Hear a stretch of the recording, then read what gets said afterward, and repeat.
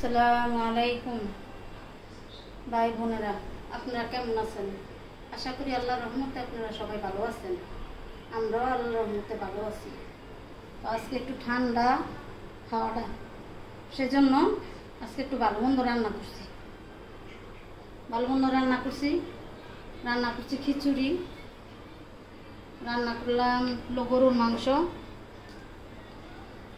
রুই মাছের মাথা, রুই মাছের পেটি, করলা ভাজি, শুটকি ভুনা, বাইল্লা মাছ দিয়া লেবু পাতা দিয়ে গাঢ়া করছি। আর এখানে মাংস দিয়া, সাথে মাংস দিছি, মুগ ডাল আর মশারি ডাল দিয়া বড়া করছি। আর ইলিশ মাছের মাথা দিয়া চাল কুমড়া রান্না করছি।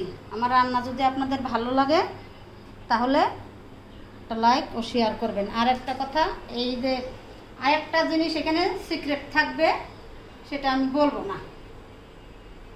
সিক্রেটটা হল কোন কথা, আমার বেআইনে আমেরিকা থাকতে বলছিলাম যে বেআইন আল্লাহ যদি বাঁচায় তো আপনার মনের আশা আমার পূর্ণ করুন।